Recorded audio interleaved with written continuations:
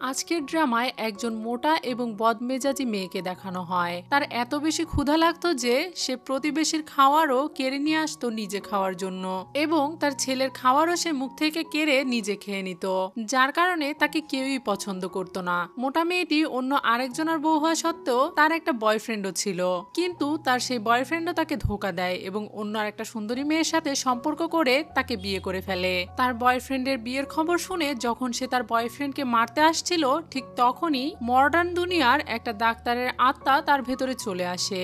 এই ড্রামাটির প্রত্যেকটা পার্টে রয়েছে বিভিন্ন রকমের টুইস্ট, তাই আমি আশা করছি এই রোমান্টিক ফ্যান্টাসি ড্রামাটি আপনাদের কাছে অনেক ভালো লাগবে। তো চলুন দেরি না করে গল্প শুরু করা যাক। গল্পের শুরুতেই আমরা দেখি একটা বাড়িতে বিয়ের অনুষ্ঠান চলছে।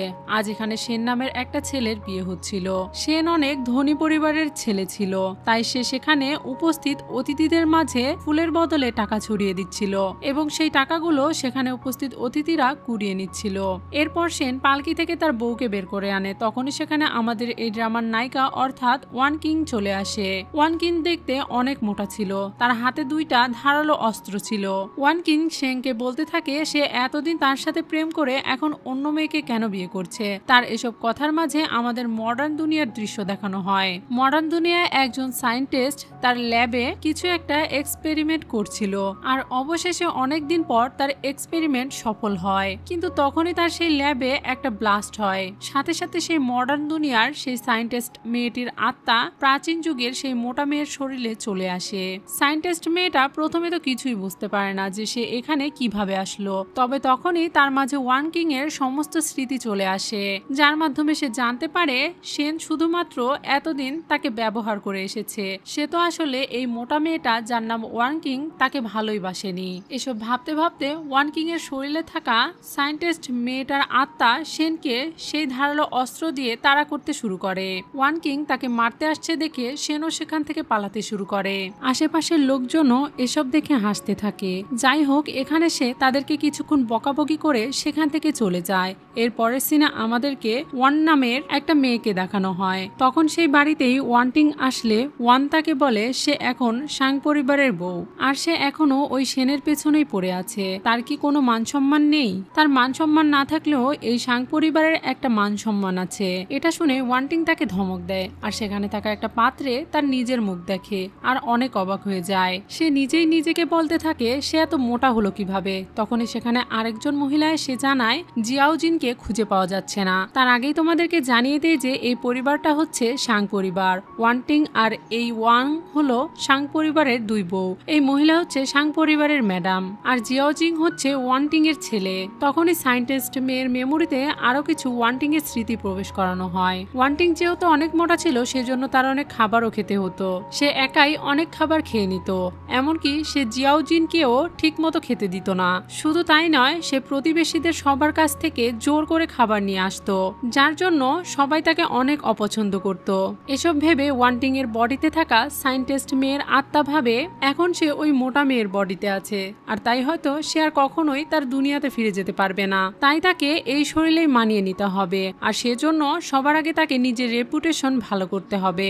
এটা ভেবে সে জঙ্গলে চলে যায় জিয়াওজিনকে খোঁজার জন্য।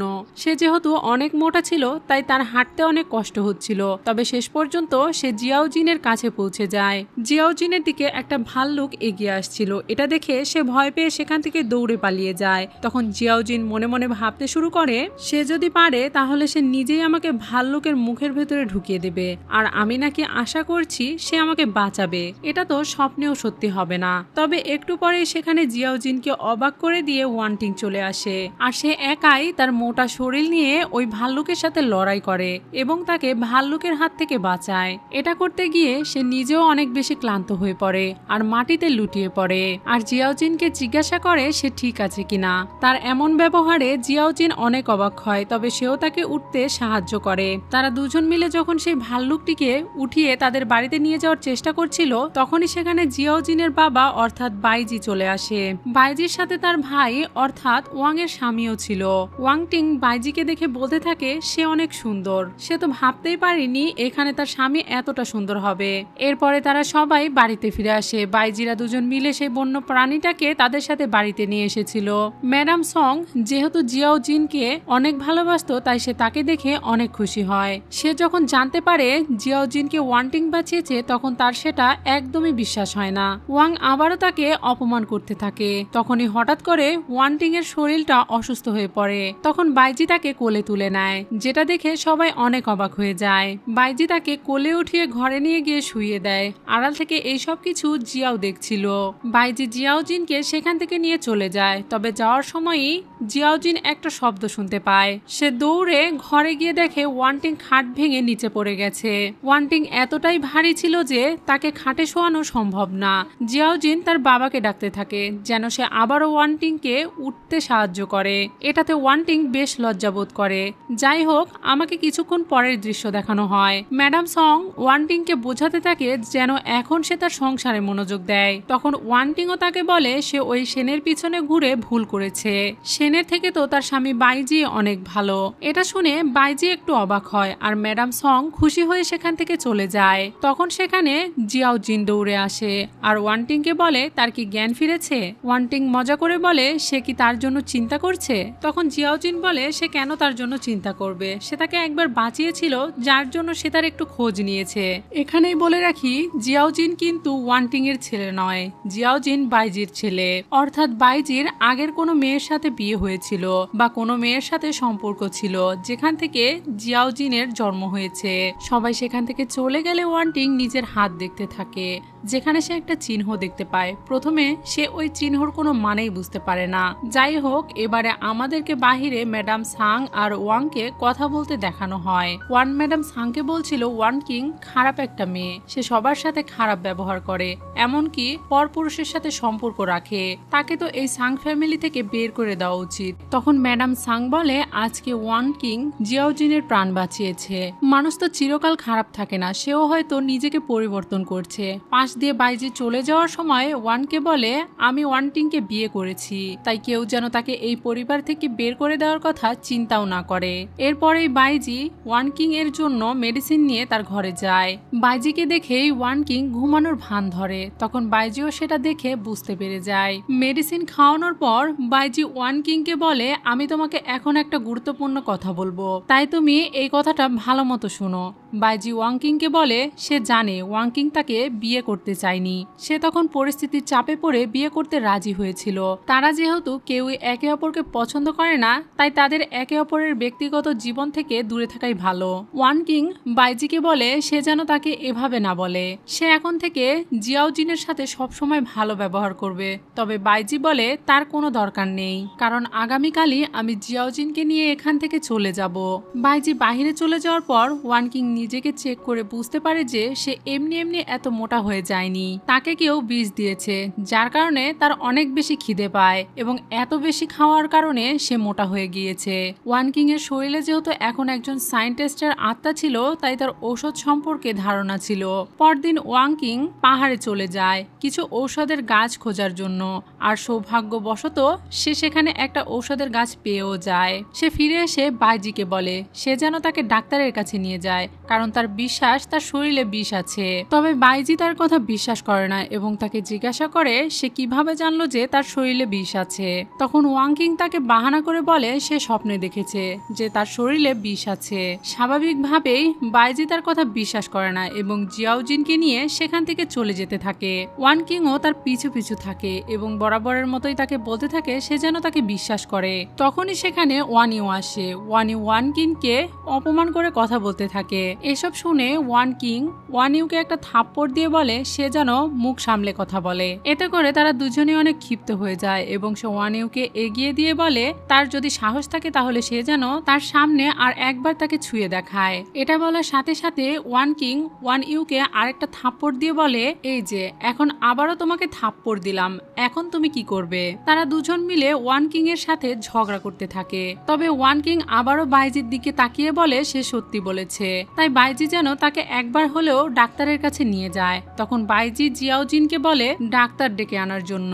এরপরে সেন যখন আবারও ওয়ানটিংকে অপমান করতে যায় তখন বাইজি তাকে থামিয়ে বলে ওয়ানটিং তার স্ত্রী, সে থাকতে তার সামনে তার স্ত্রীকে অন্য কেউ অপমান করবে সেটা সে কখনোই সহ্য করবে না। ততক্ষণে জিয়াওজিন ডাক্তারকে ডেকে নিয়ে চলে এসেছিল। ওয়ানটিং বলে আমার শরীরে যে বিষ আছে আমি তার চিকিৎসা নিজেই করতে পারবো। ডাক্তার যেন শুধুমাত্র ওয়ানটিংকে পরীক্ষা করে। ওয়ান ইউ নিজেকে ডাক্তারের কাছে চেক করাতে চাইছিল না, তবে ওয়ানটিং জোর করে ওয়ান ইউ এর হাত ডাক্তারের কাছে দিয়ে দেয় এবং ডাক্তার চেক করে জানায় ওয়ান ইউ 2 মাসের গর্ভবতী। এটা শুনে সেন অনেক খুশি হয়, কিন্তু ওয়ানটিং তাকে বলে তাদের বিয়ে হয়েছে মাত্র কিছুদিন হলো, তাহলে ওয়ান ইউ 2 মাসের গর্ভবতী হয় কি করে? তার মানে কি তারা বিয়ের আগেই অবৈধ সম্পর্কে লিপ্ত ছিল? তারা দুজন বুঝতে পারে যে তারা দুজন সেখানে ফেসে গিয়েছে, তাই তারা দুজন তাড়াতাড়ি করে সেখান থেকে নিচে চলে যায়। তবে ওয়ানটিং তাদেরকে থামিয়ে ওয়ান ইউ এর হাতে পয়সা দিয়ে বলে ভবিষ্যতে যদি তাদের পরিবারের অবস্থা অনেক খারাপ হয়ে যায় তাহলে সে যেন এইটা দিয়ে নিজের বাচ্চাকে দেখাশোনা করে। ওয়ান ইউ রেগে পয়সাটা সেখানে ফেলে দিয়ে সেনের সাথে সেখান থেকে চলে যায়। এর পরের সিনে আমাদেরকে দেখানো হয় ওয়ান কিং আর বাইজি সেন পরিবারের সবার জন্য অনেক উপহার নিয়ে এসেছে। ম্যাডাম সাং ওয়ান কিংকে জিজ্ঞেস করে তুমি এত উপহার আমাদের জন্য এনেছো কেন? তুমি তো চাইলে কিছু উপহার তোমার বাপের বাড়িতেও পাঠাতে পারো। উত্তরে ওয়ান কিং বলে আমার স্বভাবের জন্য আমার বাবা মা আমাকে পছন্দ করে না, এখন এই সাং পরিবারই হচ্ছে আমার একমাত্র পরিবার। এসব বলে সে ইমোশনাল হয়ে কাঁদতে থাকে। তখন ম্যাডাম সাং বাইজিকে বকা দিয়ে বলে তার স্ত্রী কান্না করছে আর সে এখনো চুপচাপ দাঁড়িয়ে আছে, তার তো উচিত তার স্ত্রীকে সান্ত্বনা দেওয়া। বেচারা বাইজি এখন কি করবে সেটা বুঝতে পারে না। যাই হোক, এখন পরের সিনে দেখানো হয় ওয়ান কিং তার নিজের শরীরের বিষের প্রতিষেধ বানানোর জন্য কিছু ঔষধি গাছ সংগ্রহ করতে আবারও পাহাড়ে গিয়েছিল। তবে সে যতই গাছ সংগ্রহ করছিল না কেন সবই তার হাতে হাতে অদৃশ্য হয়ে যাচ্ছিল। ওয়ান কিং অবাক হয়ে ভাবতে থাকে গাছগুলো কোথায় চলে যাচ্ছে। তখনই সেখানে একজন বৃদ্ধ লোক আসে। ওয়ান কিং লোকটার পরিচয় জিজ্ঞেস করলে সে বৃদ্ধ লোকটি তাকে বলে সে তাকে এখানে একটা গুরুত্বপূর্ণ তথ্য দেওয়ার জন্য এসেছে। এতক্ষণে হয়তো তুমি বুঝতে পেরে গেছো যে তুমি টাইম ট্রাভেল করে অতীতে এসে গেছো। তোমাকে এই প্রাচীন যুগে একটা জীবন পার করতে হবে। এখানে তোমাকে পাঠানোর মূল কারণ হলো তুমি যেন এখানেও অর্থাৎ প্রাচীন যুগেও আধুনিক চিকিৎসার ব্যবস্থা করতে পারো। আর তোমার হাতে যে চিহ্নটা রয়েছে সেটার একটা বিশেষ ক্ষমতা রয়েছে।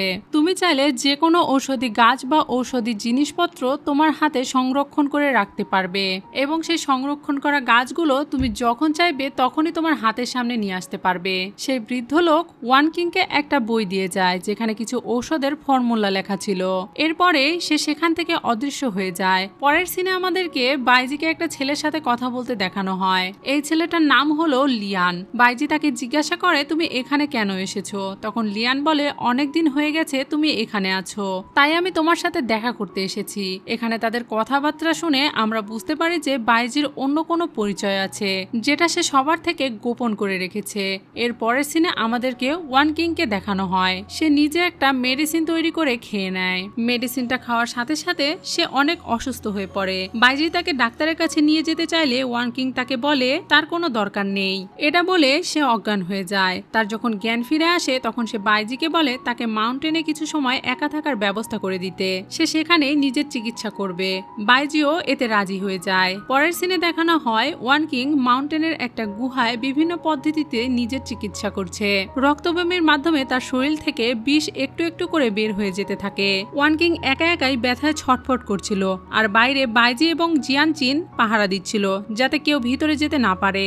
তখনই সেখানে ওয়াং চলে আসে এবং খাবার দেওয়ার বাহানায় ওয়ান কিং এর সাথে দেখা করতে চায়। বাইজি তাকে ভেতরে যেতে না দিলে সে জোর করেই ভেতরে চলে যায়। তবে বাইজি আর জিয়াওজিন তাকে কোনোভাবেই ভেতরে যেতে না দিলে সে সেখানেই বসে সিন ক্রিয়েট করতে থাকে। তখনই ভেতর থেকে ওয়ান্টিং বেরিয়ে আসে। সেখানে উপস্থিত অনেকেই অবাক হয়ে যায় কারণ ওয়ান্টিং এখন দেখতে অনেক সুন্দর হয়ে গিয়েছিল। তাকে দেখে প্রথমে কেউই চিনতে পারে না, এমনকি বাইজিও তাকে দেখে চিনতে পারে না। আর ওয়ান তো বিশ্বাসই করে না যে এটাই ওয়ান কিং। সে বলতে থাকে একটা মানুষ এই কয়দিনের মধ্যে এতটা পরিবর্তন হয় কিভাবে? তখন ওয়ান কিং বলে তাকে এতদিন বিষ দেওয়া হয়েছিল তাই তার শরীর এত মোটা হয়ে ফুলে গিয়েছিল। তবে এখন সে যখন তার শরীরে সব বিষ বের করে ফেলেছে তখন সে আবার আগের মতো স্বাভাবিক হয়ে গিয়েছে। ওয়ান কিং ওয়াংকে বলে সে এতটা অবাক হচ্ছে কেন, তাহলে কি সেই এতদিন ধরে তাকে বিষ দিয়ে এসেছে? ওয়াং এ কথা অস্বীকার করতে থাকে। তখনই সেখানে ম্যাডাম সং চলে আসে এবং ওয়াংকে মারতে মারতে সেখানে সেখান থেকে নিয়ে চলে যায়। আমাদের রাতের দৃশ্য দেখানো হয়। বাইজি বাইরে গোসল করছিল, তখন ওয়ান কিং তাকে আড়াল থেকে দেখতে থাকে। ওয়ান কিং বাইজির শরীর দেখে একদম ফিদা হয়ে যায়। বাইজি তাকে এখান থেকে চলে যেতে বললে ওয়ান কিং তার সাথে ফ্লার্ট করতে থাকে। বাইজি ওয়ান কিংকে বলে তোমার নাক দিয়ে রক্ত পড়ছে। ওয়ান কিং তার নাকে হাত দিয়ে দেখে সত্যি তার নাক থেকে রক্ত পড়ছে, তাই সে লজ্জা পেয়ে তাড়াতাড়ি আড়ালে চলে যায়। বাইজিকে আসতে দেখে ওয়ান কিং তাড়াতাড়ি গিয়ে বিছানায় শুয়ে পড়ে। বাইজিও সেখানে এসে তার পাশেই শুয়ে পড়ে। বাইজি স্বাভাবিকভাবে তার পাশে শুয়ে পড়লে ওয়ান কিং তাকে বলে এখন কি তাকে সুন্দর লাগছে না? বাইজি বলে হ্যাঁ। তখন সে তাকে বলে তাহলে এখনো কেন সে তার দিকে তাকায় না? তবে বাইজি তার কোনো কথার উত্তর না দিয়েই ঘুমিয়ে পড়ে। এর পরের সিনে আমাদেরকে দেখানো হয় ওয়ান কিং আবারও জঙ্গলে গিয়েছিল কিছু ঔষধের গাছ সংগ্রহ করার জন্য। তখনই সেখানে সে দুজন বাচ্চার চেঁচানোর আওয়াজ শুনতে পায়। জঙ্গলে জিয়াও চিং আর ওয়াং এর ছেলে দাও দাও খেলা করছিল। তখন তাদের ওপর কিছু মৌমাছি আক্রমণ করে দেয়, আর তাদেরই চিৎকারের আওয়াজ মূলত ওয়ান কিং শুনতে পেয়েছে। মৌমাছিগুলো দাও দাওকে বেশি কামড়াচ্ছিল। জিয়াও জিন সেখান থেকে পালিয়ে আসলে তার পিছু পিছু মৌমাছিও চলে আসে। ওয়ান কিং সেই মৌমাছিগুলোকে নিজের দিকে আকৃষ্ট করে সেখান থেকে পালাতে থাকে এবং ওয়ান কিংকে বাঁচানোর জন্য কিছুক্ষণ পরেই সেখানে বাইজি উড়তে উড়তে চলে আসে এবং ওয়ান কিংকে নিয়ে সেখান থেকে উড়ে চলে যায়। এটা দেখে ওয়ান কিং অনেক বেশি খুশি হয়ে যায় এবং তাকে আরো ভালোভাবে জড়িয়ে ধরে। এর পরের সিনে আমাদেরকে দেখানো হয় দাও দাওকে যেহেতু অনেক বেশি মৌমাছি কামড়েছিল তাই তার অবস্থাও অনেক বেশি খারাপ ছিল। ওয়ান কিং তাকে দেখে বুঝতে পারে যে দাও দাওকে এই প্রাচীন যুগের ঔষধ দিয়ে সুস্থ করে তোলা সম্ভব নয়, তাই সে বৃদ্ধ লোকের কথা অনুযায়ী তার মডার্ন দুনিয়া থেকে কিছু ঔষধ আনার চেষ্টা করে। সে তার হাতে থাকা সেই চিহ্নের শক্তির মাধ্যমে সেখানে কিছু ঔষধ নিয়ে আসতে পারে। ওয়ান কিং সেই ঔষধগুলো পানিতে মিশিয়ে দাও দাওকে খাইয়ে দেয় এবং সূচের মাধ্যমে দাও দাওয়ের শরীরে থাকা মৌমাছির হুলগুলো তুলে ফেলে। ওয়ান কিং এর চিকিৎসা শেষ হতে না হতেই সেখানে ওয়াং চলে আসে এবং ওয়াং কিংকে ধাক্কা দিয়ে সরিয়ে দেয় আর তাকে বলে সে যেন তার ছেলের কাছ থেকে দূরে থাকে। তখন ম্যাডাম সং ওয়ান কিংকে থামিয়ে বলে যদি এখন ওয়ান কিং না থাকতো তাহলে এতক্ষণে হয়তো তার ছেলে মারা যেত। ওয়ান কিং বলে সেখানে তো তারা দুইজনই ছিল, তাহলে মৌমাছি শুধুমাত্র কেন দাও দাওকে আক্রমণ করলো? তখন ম্যাডাম সং দাও দাওয়ের জামা চেক করে সেখানে কিছু ক্যান্ডি খুঁজে পায়। এই ক্যান্ডিটা ওয়াংই দাও দাওকে দিয়েছিল। এটা শুনে ম্যাডাম সং তাকে একটা থাপ্পড় দিয়ে বলে সে নিজেই নিজের ছেলেকে মারার বন্দোবস্ত করে ফেলেছিল আর এখন সে এসেছে অন্যের সাথে তর্ক করতে। পরের সিনে আমাদেরকে দেখানো হয় ওয়ান কিং তার হাতের জাদু ব্যবহার করে দেখছিল যে সে তার জাদু দিয়ে কি কি আনতে পারে। তখনই সেখানে হঠাৎ করে বাইজি চলে আসে। ওয়ান কিং বাইজিকে সেই মেডিসিনটা দিয়ে বলে তার পিঠে ওটা লাগিয়ে দিতে। বাইজি এই মেডিসিনটা দেখে অবাক হয়ে যায়, কারণ এই মেডিসিনটা ছিল মডার্ন দুনিয়ার একটা মেডিসিন। বাইজির সন্দেহ হয়, তাই সে তাকে বলে এই মেডিসিনটা কি কাজ করবে? তবে সে যখন ওয়ান কিং এর পিঠের আঘাতে সেই মেডিসিনটা লাগায় তখন সে অনেক অবাক হয়ে যায়, কারণ মেডিসিন লাগানোর কিছুক্ষণের মধ্যেই তার আঘাতটা অনেকটাই সেরে গিয়েছিল। তারা ধীরে ধীরে একে অন্যের কাছাকাছি আসতে শুরু করেছিল। ঠিক তখনই সেখানে জিয়াও জিন চলে আসে এবং সে মনে করে বাইজি হয়তো ওয়ান কিং এর সাথে খারাপ ব্যবহার করছে, তাই সে বাইজিকে ঘর থেকে বাইরে বের করে দিয়ে আসে। এরপর সে ওয়ান কিং এর কাছে এসে বলে আমি সবার কাছে শুনেছি আমাকে বাঁচাতে গিয়ে তুমি অনেক আঘাত পেয়েছো, তোমার কি অনেক ব্যথা করছে? ওয়ান কিং মজা করে বলে আমি তো ব্যথা পাইনি। এর পরের সিনে আমাদেরকে দেখানো হয় ওয়ান কিং ছাতা নিয়ে তার শাশুড়ির কাছে গিয়েছিল, কারণ বৃষ্টির মাঝে তার শাশুড়ি নদীতে এসেছিল কাপড় ধোয়ার জন্য। ম্যাডাম সং ওয়ান কিং এর এমন ব্যবহার দেখে অনেক খুশি হয়। ওয়ান কিং কাপড় তোলার সময় নদীতে কিছু শামুক পড়ে থাকতে দেখে। সে ম্যাডাম সংকে এটার বিষয়ে জিজ্ঞেস করলে ম্যাডাম সং বলে এগুলো তো এমনিতেই এখানে পড়ে থাকে। এরপরেই দেখা যায় ওয়ান কিং সেই শামুকগুলোকে বাড়িতে নিয়ে এসেছে।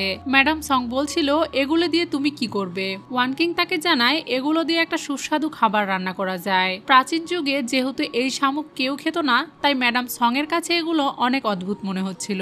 তবে ওয়াং কিং সেই শামুকগুলোকে রান্না করে সবাইকে খেতে দেয়। প্রথমে কেউই সেই শামুকগুলো খেতে চাইছিল না, তখন ওয়াং কিং একটা শামুক হাতে নিয়ে সবাইকে চুষে খাইয়ে দেখায় যে এগুলোকে কিভাবে খেতে হয়। এটা দেখে একে একে সবাই সেগুলো খেতে শুরু করে এবং সবার কাছেই এই শামুকগুলো খেতে অনেক ভালো লাগে। ওয়ান কিং বলে এটা যেহেতু একটা রেসিপি তাই তারা চাইলে গ্রামের সবাইকেই খাওয়াতে পারে, এর মাধ্যমে তারা অনেক লাভবান হবে। ওয়ান কিং এর কথায় বাইজিও সমর্থন জানায় এবং তারা সবাই সিদ্ধান্ত নেয় যে পরদিনই তারা এই শামুকগুলো রান্না করে বিক্রি করবে।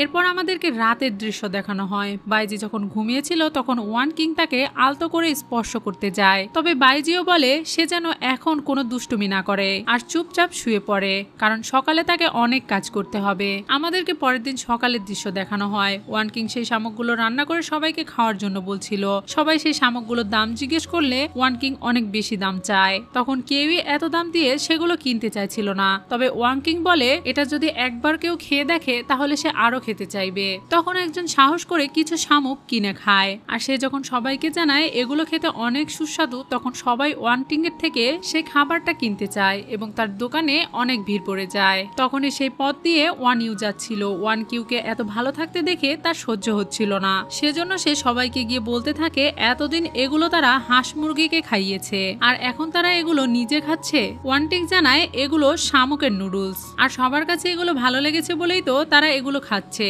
তাতে তারা এত হিংসে কেন হচ্ছে। এগুলো শুনে ওয়ান ইউ আর কিছু বলতে পারে না, তবে সে খেয়াল করে দেখে সেই দিক দিয়ে সিটি লর্ডের ছেলে যাচ্ছে। একটু পরেই দেখা যায় ওয়ান কিং এর দোকানে সিটি লর্ডের ছেলে আসে। ওয়ান কিং তাকে শামুকের নুডলস খেতে দিলে সিটি লর্ডের ছেলের গলায় একটা শামুক আটকে যায়। সিটি লর্ডের ছেলের যে গার্ড ছিল সে সিটি লর্ডের ছেলের মুখে আঙুল ঢুকিয়ে সেই শামুকটা বের করার চেষ্টা করে। তখন ওয়ান কিং বলে এভাবে শামুকটা বের করা যাবে না, তাকে যেন একটা সুযোগ দেওয়া হয়, তবে তাকে সিটি লর্ডের ছেলের কাছে যাওয়ার সুযোগ দেওয়া হয় না। তখনই সেখানে সিটি লর্ড চলে আসে। নিজের ছেলের এই অবস্থা দেখে সে অনেক ক্ষেপে যায়, আর ওয়ান ইউ তো সেখানেই আছে, সেও তাকে অনেক বেশি উস্কে দেয়। সিটি লর্ড ওয়ান কিং কে বন্দি করার আদেশ দিলে বাইজি তাকে প্রোটেক্ট করে বলে কার এত বড় সাহস হয়েছে যে তার সামনে তার স্ত্রীর গায়ে হাত দিবে। তখনও ওয়ান কিং তাদেরকে বলছিল তাকে যাতে একবার সিটি লর্ডের ছেলের কাছে যেতে দেওয়া হয়। এরপরেই বাইজি সেই গার্ডগুলোকে আটকায় এবং ওয়ান কিং সিটি লর্ডের ছেলেকে পেছন থেকে ধরে বুকে চাপ দিয়ে সেই শামুকটাকে বের করে আনে। আগের যুগে যেহেতু তেমন কোনো শিক্ষা পদ্ধতি ছিল না, তাই সিটি লর্ড মনে করে ওয়ান কিং হয়তো তার ছেলেকে বিষ দিয়েছে। ওয়ান কিং বলে আমাকে একটু সময় দিন, আমি এখনই প্রমাণ করে দেব যে এখানে আমার কোনো দোষ নেই। ওয়ান কিং সিটি লর্ডের ছেলেকে জিজ্ঞেস করে সে তো এখানে বসেই শিখিয়েছিল শামুকটা চুষে খেতে হবে, তাহলে সে আস্ত শামুক মুখের ভেতরে ঢুকিয়ে দিল কেন?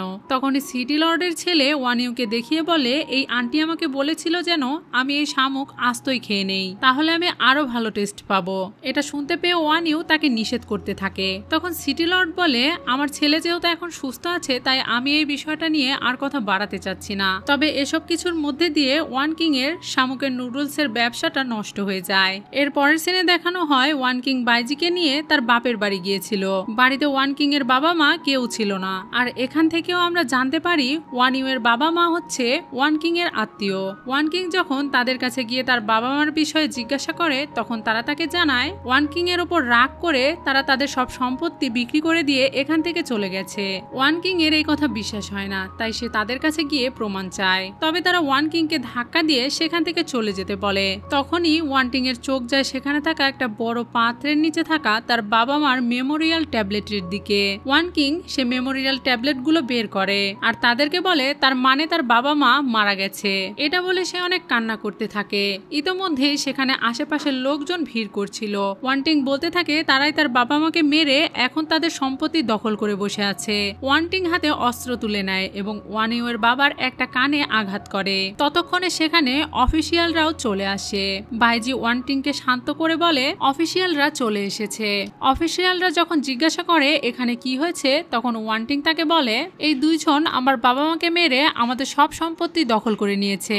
সে এর কিছু প্রমাণও দেখায়। অফিসিয়ালরা বলে তারা যদি চায় তাহলে এই বিষয়টা নিয়ে কোর্টে নালিশ করতে পারে, সেখানে এদের দুজনের বিচার হবে। তবে ওয়ান কিং বলে সে এত কোর্টের ঝামেলার মধ্যে জড়াতে চায় না। তারা দুইজন যদি তাকে তার সমস্ত সম্পত্তি ফিরিয়ে দেয় তাহলে সে আর কোর্টে যাবে না। ওয়ান ইউ এর বাবা তাকে কিছু দিতে চাইছিল না, তবে ওয়ান ইউ এর মা বলে তাকে সবকিছু দিয়ে দাও, না হলে আমাদের এই বয়সে জেলে যেতে হবে।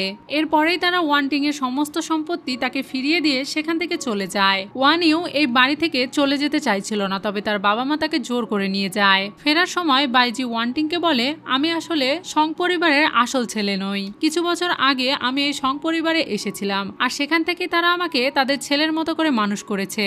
এভাবে কথা বলে হাঁটতে হাঁটতে হঠাৎ করে ওয়ান কিং পড়ে যেতে থাকে। তখন বাইজি এটা দেখতে পেয়ে তাকে রোমান্টিক পদ্ধতিতে ধরে ফেলে। এখানে একটা রোমান্টিক সিচুয়েশনের সৃষ্টি হয়। ওয়ান কিং তো বাইজিকে কিস করতে চায়। একটু পরে যখনই তারা একে অপরকে কিস করতে যাবে তখনই সেখানে আবারও জিয়াওজিন চলে আসে। জিয়াওজিকে দেখে ওয়ান কিং বাইজিকে ধাক্কা দিয়ে সরিয়ে পরিয়ে দেয় আর জিয়াওজিনকে কিস করে বলে তোমার কি কিছু হয়েছে। এখানে সিন কাট হয়। এরপরের সিনে আমাদেরকে দেখানো হয় ওয়ান কিং যখন একা একা ঘরে বসেছিল তখন হঠাৎ করে তার কাছে একটা কন্ডোমের প্যাকেট চলে আসে। ওয়ান কিং কিছুই বুঝতে পারছিল না যে হঠাৎ করে তার কাছে এটা কেন আসলো। তবে তখনই সেখানে বাইজি চলে আসে এবং সে প্যাকেটটা হাতে নিয়ে তাকে জিজ্ঞাসা করে এটা কি জিনিস। ওয়ান কিং লজ্জা পেয়ে বাইজির হাত থেকে সেটা নিয়ে দৌড়ে গিয়ে শুয়ে পড়ে। আমাদেরকে সকালের দৃশ্য দেখানো হয়। ওয়ান কিং সবসময়ের মতোই পাহাড়ে গিয়েছিল কিছু ঔষধি গাছ সংগ্রহ করার জন্য। তখন সে সেখানে লিয়ান নামের সেই লোকটাকে আহত অবস্থায় পড়ে থাকতে দেখে। প্রথমে সে তাকে দূর থেকে খুঁচিয়ে চেক করে দেখে যে সে আসলে বেঁচে আছে কিনা। লিয়ানের একটুখানি জ্ঞান ফিরলে সে ওয়ান কিংকে বলে আমি কোনো খারাপ লোক নই, তুমি আমাকে দয়া করে বাঁচাও। এটা বলে সে আবারও অজ্ঞান হয়ে যায়। তখন ওয়ান কিং তার আঘাতটা দেখে এবং তার পাওয়ার ব্যবহার করে সেখানে অপারেশন করার জন্য কিছু যন্ত্রপাতি নিয়ে আসে আর সেখানেই লিয়ানের ছোটখাটো একটা সার্জারি করে ফেলে। অন্যদিকে বাইজির কাছেও একটা কবুতরের মাধ্যমে খবর চলে আসে যে লিয়ান জঙ্গলে আহত হয়ে পড়ে আছে। ওয়ান কিং কোনো কিছু একটা আনার জন্য সেখান থেকে কিছু সময়ের জন্য চলে গিয়েছিল। যখন সে আবারও সেখানে ফিরে আসে তখন সে সেখানে বাইজিকে দেখতে পায়। তারা দুজনেই একে অপরকে এখানে দেখে অনেক অবাক হয়। বাইজি ওয়ান কিংকে দেখে প্রশ্ন করতে থাকে তুমি এখানে কি করছো। ওয়ান কিং তাকে বলে আমি তো পাহাড়ে এসেছিলাম কিছু ঔষধি গাছ সংগ্রহ করার জন্য। তখনই এখানে একটা আহত লোককে দেখে আমি শুধুমাত্র তাকে সাহায্য করেছি আর এখন আমি তাকে একটা ঔষধ দেওয়ার জন্য এসেছি। বাইজি তাকে বলে আমাকে সেই মেডিসিনটা দাও, আমি তার আঘাতে মেডিসিন লাগিয়ে দিব। ওয়ান কিং তখন সেই মেডিসিনটা তাকে দিয়ে সেখান থেকে চলে যায়। এদিকে বাইজি লিয়ানের আঘাত দেখে বলতে থাকে দেখো মনে হচ্ছে কোনো অভিজ্ঞ ডাক্তার তার চিকিৎসা করেছে। বাইজিকের মনে ওয়ান কিং এর প্রতি একটু সন্দেহ হতে থাকে। তখনই সেখানে লিয়ানের জ্ঞান ফিরে আসে আর সে বাইজিকে বলতে থাকে ওই মেয়েটা আমার প্রাণ বাঁচিয়েছে এবং কারা লিয়ানের উপরে আক্রমণ করেছিল সেটা জানার আগেই সে ওখানে অজ্ঞান হয়ে গিয়েছিল। তাই বাধ্য হয়ে বাইজি লিয়ানকে তার বাড়িতে নিয়ে আসে। ওয়ান কিং তাকে দেখে বুঝতে পারে না যে সে কেন বারবার অজ্ঞান হয়ে যাচ্ছে। তখনই সে লিয়ানের পিঠে দুইটা সূচ ফোটানো দেখতে পায়। এই দুইটা বিষাক্ত সূচের কারণেই মূলত লিয়ান বারবার অজ্ঞান হয়ে যাচ্ছে। ওয়ান কিং প্রথমে সেই দুইটা সূচ বের করে এবং প্রাথমিক চিকিৎসা করার পর তাকে রেস্ট করার জন্য রেখে দেয়। লিয়ানের চিকিৎসা শেষে ওয়ান কিং যখন সেখান থেকে চলে যাচ্ছিল তখন বাইজি তাকে দাঁড় করায় আর তাকে জিজ্ঞাসা করে তুমি কি আমাকে জিজ্ঞেস করবে না এই ছেলেটা আসলে কে। তবে ওয়ান কিং তাকে বলে প্রত্যেকটা মানুষেরই ব্যক্তিগত কিছু বিষয় থাকে যা সে অন্য কারোর সাথে শেয়ার করতে পছন্দ করে না। এটা হয়তো বাইজির কোনো ব্যক্তিগত বিষয়, তাই সে যদি না চায় তাহলে সে তাকে কিছুই জিজ্ঞেস করবে না। বাইজি লিয়ানের চিকিৎসা করার জন্য ওয়ান কিংকে কিছু টাকা দেয়। টাকা দেখে ওয়ান কিং অনেক খুশি হয়ে যায় এবং সেই টাকাটা নিয়ে সেখান থেকে চলে যায়। পরের সিনে আমাদেরকে দাও দাওকে দেখানো হয়। তাকে ওয়ানিও একটা চকলেট খেতে দিয়েছিল আর তাকে জিজ্ঞাসা করছিল তার কি এটা ভালো লেগেছে। দাও দাও তাকে হ্যাঁ বলে। তখন ওয়ানিও তাকে বলে সে তাকে প্রতিদিন এরকম অনেক চকলেট খেতে দিবে, তবে তার বিনিময়ে তাকে একটা কাজ করতে হবে। এরপর সে দাও দাও এর কানে কানে কিছু একটা বলে। এর পরের সিনে আমাদেরকে দাও দাও আর জিয়াওজিনকে একসাথে দেখানো হয়। তারা দুজন একসাথে কোথায় একটা যাচ্ছিল। তখনই হঠাৎ করে দাও দাও পেটে ব্যথার বাহানা করে সেখান থেকে চলে যায়। তখনই আমরা সেখানে একটা লেকের ধারে সিটি লর্ডের ছেলেকে বসে থাকতে দেখি। ওয়ার্নিও তার পাশে থাকা লোককে ডেকে কিছু একটা বলে। এরপর আমাদেরকে কিছুক্ষণ পরের দৃশ্য দেখানো হয়। জিয়াওজিন আর সিটি লর্ডের ছেলে দুইজনই পানিতে পড়ে গিয়েছিল আর এখন তারা দুজনেই অজ্ঞান অবস্থায় আছে। কিছুক্ষণের মধ্যে জিয়াওজিনের জ্ঞান ফিরে আসে আর সিটি লর্ড তার ছেলের এই অবস্থার জন্য তাকেই দায়ী করতে থাকে। জিয়াওজিন বলতে থাকে সে কিছুই করেনি। ততক্ষণে জিয়াওজিনকে খুঁজতে খুঁজতে ওয়ান কিং সেখানে চলে আসে। সিটি লর্ড ওয়ান কিংকে বলে তোমার ছেলে আমার ছেলেকে ধাক্কা দিয়ে পানিতে ফেলে দিয়েছে। তখন জিয়াওজিন বলতে থাকে সে তো তার ছেলেকে পানি থেকে উঠানোর চেষ্টা করছিল। ওয়ান কিং সিটি লর্ডের ছেলের চিকিৎসা করতে চায়, তবে সে তার ছেলের চিকিৎসা তার কাছে করতে দিতে রাজি হচ্ছিল না। তখন ওয়ান কিং জোর করেই সিটি লর্ডের ছেলের বুকে চাপ দিতে থাকে যাতে তার পেট থেকে সবগুলো পানি বেরিয়ে যায়। ওয়ানিও তাকে আটকাতে গেলে জিয়াওজিন তার হাতে কামড় দেয়। বুকে চাপ দেওয়ার পরেও সিটি লর্ডের ছেলের জ্ঞান ফিরে না। তখন ওয়ান কিং তার মুখ দিয়ে সিটি লর্ডের ছেলের মুখে অক্সিজেন ঢোকানোর চেষ্টা করে। এসব দেখে আশেপাশের লোকজন বলতে থাকে ওয়ান কিং এত নির্লজ্জ হয়েছে যে সে একটা বাচ্চা ছেলের সাথে এরকম কাজ করছে। আর ওয়ানিও তো এটা ওটা বলেই যাচ্ছিল। সিটি লর্ডও ওয়ান কিংকে বলছিল তার ছেলের যদি কিছু হয় তাহলে সে তাকে ছেড়ে দেবে না। তবে তখনই সিটি লর্ডের ছেলের জ্ঞান ফিরে আসে আর সে কিছু না দেখা সত্ত্বেও জিয়াওজিনকে দোষী বলতে থাকে। তখনই সেখানে বাইজি চলে আসে আর সে সিটি লর্ডকে বলে তার কাছে কি জিয়াওজিনের বিরুদ্ধে কোনো প্রমাণ আছে, সে প্রমাণ ছাড়া এভাবে কাউকে দোষারোপ করতে পারে না। তখন ওয়ান কিং নদীর ধারে সেই জায়গাটায় যায় যেখানে সিটি লর্ডের ছেলে বসেছিল। সে যে জায়গাটায় বসেছিল তার থেকে একটু দূরে একটা বড় পায়ের ছাপ ছিল। এই পায়ের ছাপটা দেখে বোঝাই যাচ্ছিল যে এটা বড় কোনো মানুষের পায়ের ছাপ। সে এই পায়ের ছাপটা সিটি লর্ডকে দেখায় আর তাকে বলে এই পায়ের ছাপটা দেখে বোঝাই যাচ্ছে যে এটা কোনো বড় মানুষের পায়ের ছাপ। সেই পায়ের ছাপটা সে সিটি লর্ডকে ভালোভাবে দেখিয়ে বলে যে জিয়াওজিনের পক্ষে এই জায়গায় দাঁড়িয়ে থেকে তার ছেলেকে ধাক্কা দেওয়া সম্ভব নয়, কারণ এত দূর থেকে তার হাত ওই পর্যন্ত পৌঁছাবে না। এই কাজটা কোনো বড় মানুষই করতে পারে। সেখানে দাঁড়িয়ে থাকা ওয়ান ইউ আর সেই লোকটা আস্তে আস্তে সেখান থেকে চলে যেতে থাকে। এটা দেখে বাইজি বুঝতে পেরে যায় যে এই লোকটাই এসব কিছু করেছে। এটা বুঝতে পেরে সেই লোকটাকে চেপে ধরা হলে সেই লোক সব দোষ নিজের ঘাড়ে নিয়ে নেয়। লোকটা কোনোভাবেই ওয়ান ইউ এর নাম কারোর সামনে বলে না। আর এখানেই আরো একবার প্রমাণ হয়ে যায় যে ওয়ান কিং আর তার পরিবারের এখানে কোনো দোষ নেই।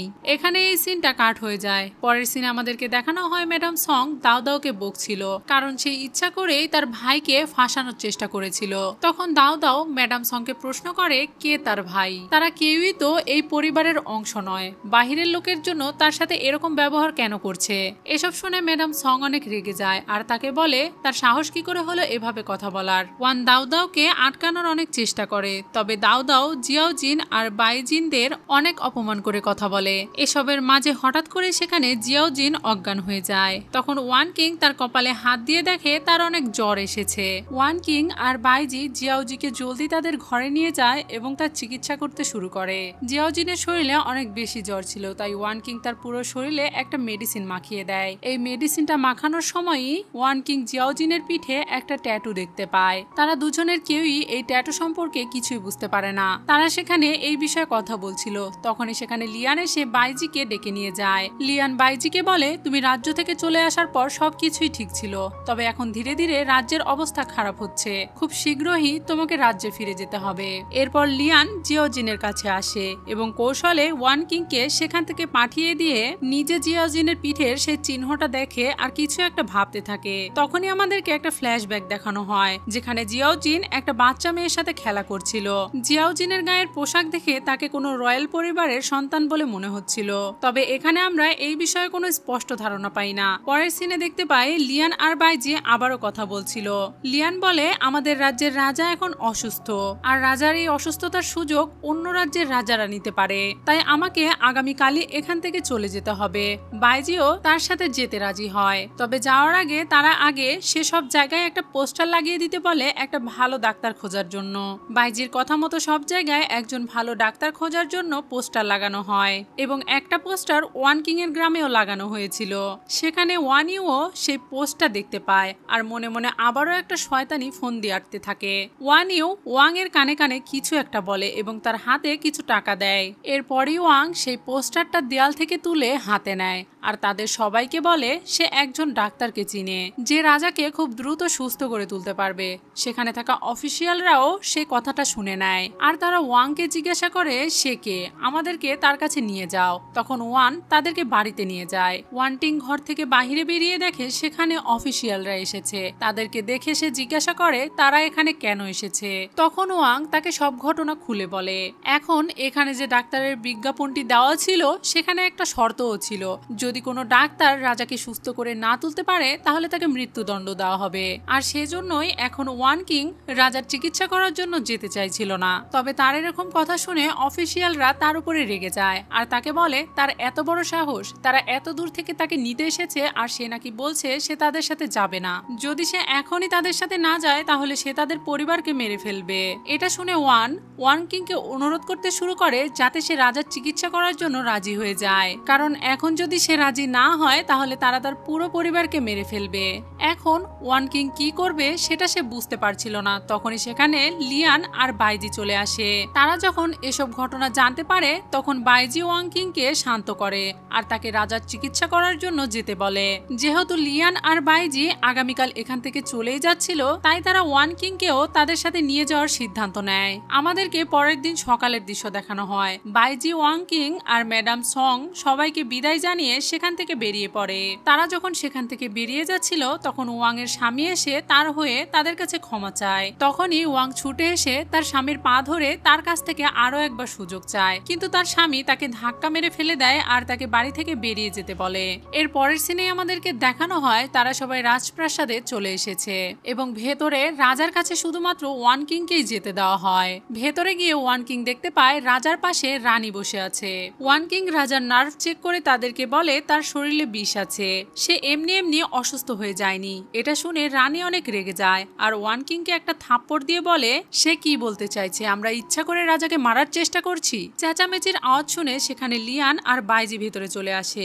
এখানে রানীর সাথে বাইজির কথা শুনে ওয়ান কিং বুঝতে পারে বাইজির আসলে অন্য কোনো পরিচয় আছে। তবে সে সেখানে কোনো কথা বলে ওঠার আগেই রাজা সেখানে রক্ত বমি করতে থাকে।